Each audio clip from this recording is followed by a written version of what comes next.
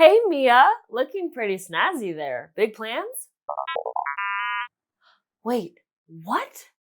When did your lemonade stand turn into a national chain?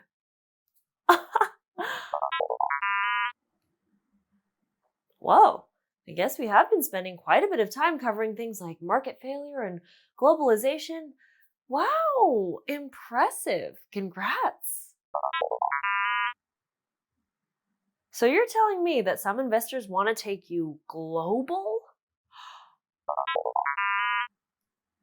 Hard to believe you started off with a single lemonade stand working by yourself. A real robot to riches story.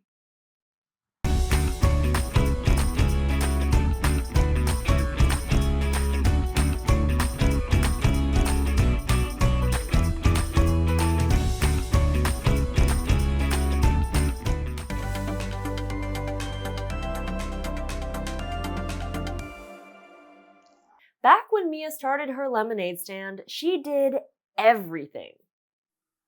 She picked out the recipe for her lemonade, she set up the lemonade stand, she did the advertising for the lemonade stand, and she sold the lemonade. This expansion into a global operation means that while Mia makes all of the big decisions about the direction of the company, she trusts employees at all levels to make more of the day-to-day decisions.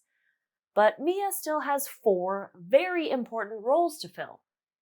Mia the numbers guru, Mia the mentor, Mia the good neighbor, and Mia the engaged citizen. Pause for a minute and try to determine what each of these roles is responsible for. We'll go over the answers in just a moment. Mia, the numbers guru, keeps an eye on revenue, cost, and profit. After all, the entire purpose of owning a business is to be able to make money from your time, labor, and drive. Mia, the mentor, looks out for the interest of her employees.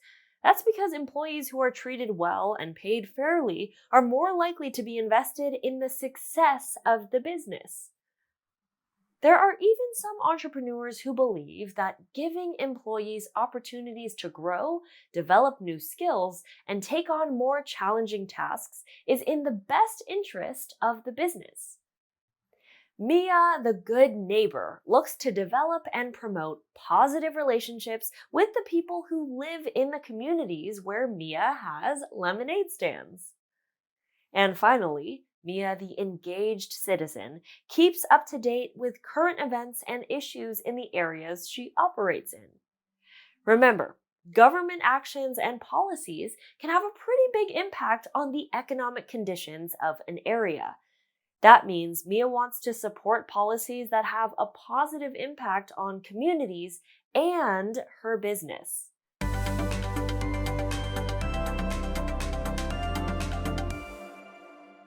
So, as part of the whole process of becoming a global company, some folks suggested that Mia holds a giant 3-day-long carnival in Marketville, the site of her first lemonade stand.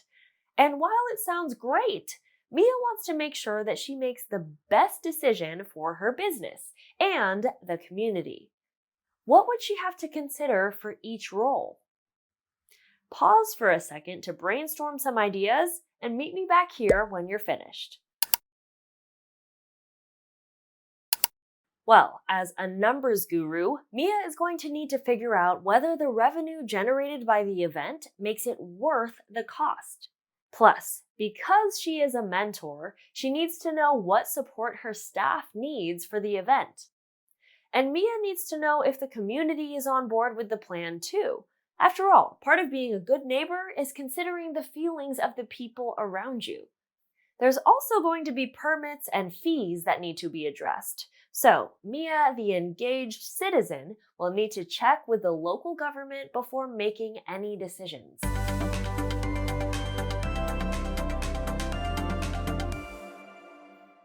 Sometimes things line up and there aren't conflicts between all of these considerations, which makes it pretty easy to decide what choice to make.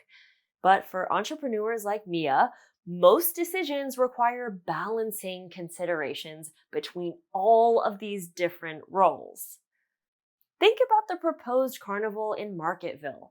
What if it would be a really profitable event for Mia's business, but the people of Marketville were concerned that it might be too disruptive? How would you balance the different priorities that an entrepreneur like Mia would have to consider? Take a second to answer the question, and we'll discuss it when you've finished.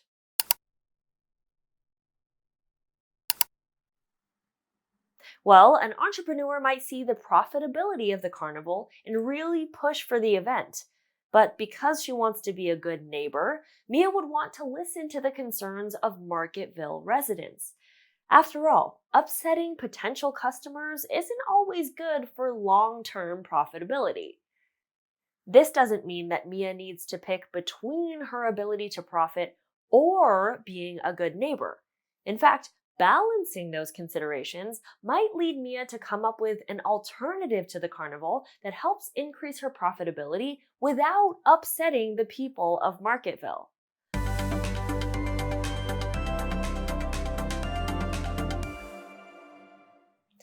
Wow, our last time wrapping up what we learned. Seems like just yesterday that we were talking about things like scarcity and opportunity cost.